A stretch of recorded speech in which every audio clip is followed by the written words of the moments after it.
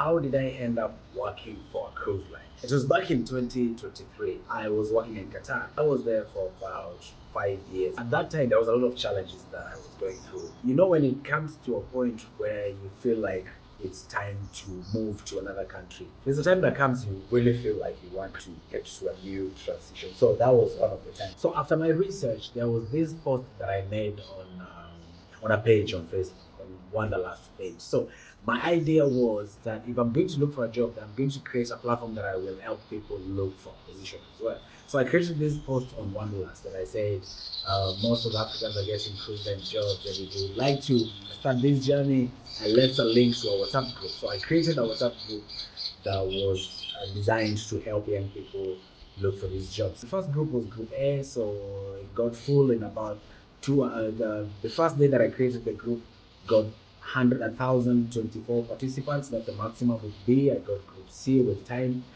And the main thing with the group was I was helping people get jobs. I was helping people create CV, and I was also posting these job positions on that group.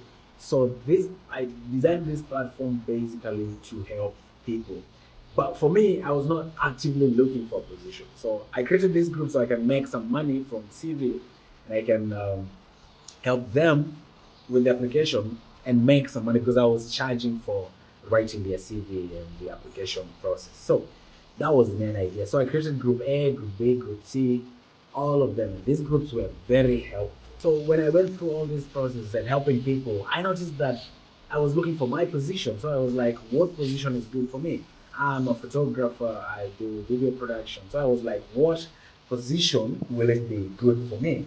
So I was like trying to see what works. And then I noticed that on a cruise line, apparently there's a photographer on a cruise line. I didn't know that. So I was like, yeah, why not? Let's try this position. So I looked at that position, I looked at the requirements, and I was like, yeah, I'm going to apply for this position. So I applied for a photographer position. So the moment I applied, after a couple of 1 day, 2 days, so I got a reply, and they said that we are moving forward with the application. So I got an interview. Then I did the first interview was an higher view interview. It's an online interview. So what the employer tries to do is that they just look at how you present yourself. They look at how you communicate. That's an interview that is pre-recorded. So you just like look at the screen, speak to the screen, conduct all this. So there are questions that read on the screen. That now you answer these questions as the video records. So that's the first phase of the interview. So I went through the first phase, and then after 1 week, I got an invitation to an interview with the HR manager. The second interview was with the HR manager, the hiring HR manager. So this interview with the HR is, I went through 3 interviews. So the interview with the HR is basically, she wanted to know who you are and why did you apply for the position and what are the possibilities of you going on board and all these questions. So it was very straight, and I had this interview with the HR manager. Then after 1 week, she said, okay, if you would proceed with your application, then you're going to have another interview with the hiring manager. Now, the hiring manager is the manager from the photography department. So that was after 1 week.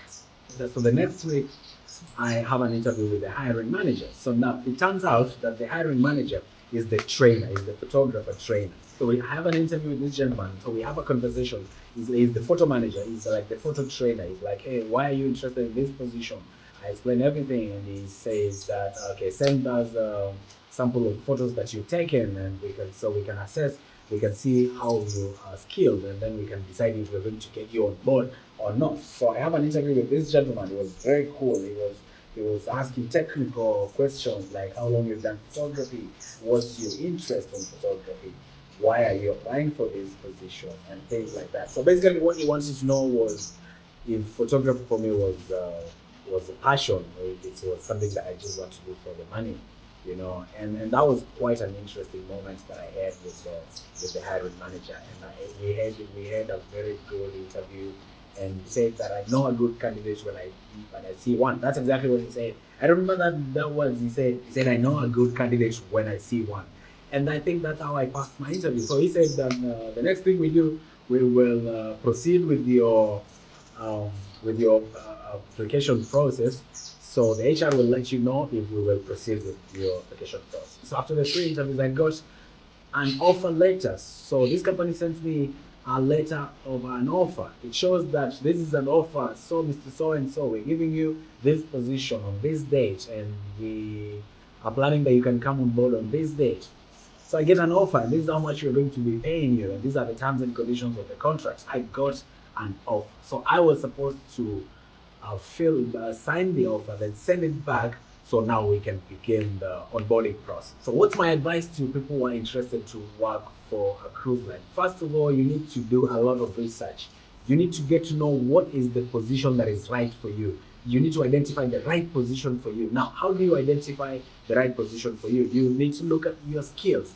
You need to look at your education background and your education background, your skills, and your work experience. Now, with these three things, it will be easy for you to identify what is the right position for you on board, because there's a lot of jobs on board, but it depends on how you're going to choose the position, and if you're going to choose the position that suits you, and if you're going to choose a position that you will be happy working in. Because working on board on a cruise line, a position that you don't like, it will be quite a challenge for you. So if you want to work on board a cruise line, you need to find the best position for you, and then it will be easy for you to navigate through the process. Now, for help with all this information, remember the community that I mentioned? I built a community of job seekers, and we were trying to help young people get positions on board. So I managed to get to get a TikTok page where we share information about these jobs, and we share the jobs actually, and we share information about the application process and what the employer is looking for and the interview process. Now, there's this platform that we have. It's on TikTok, it's on LinkedIn. It's called Elevate Global. So this is a platform that we created.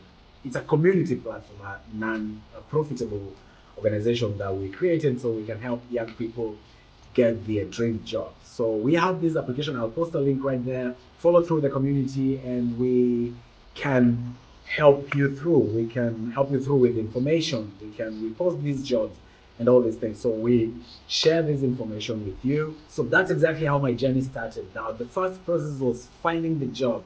Now, in the next video, I will share with you the onboarding process. So the onboarding process is the process between the time you receive your offer and the time you actually go on board. So in the next video, I will share with you all that information, and I know that you will get some help. And I wish you all the best.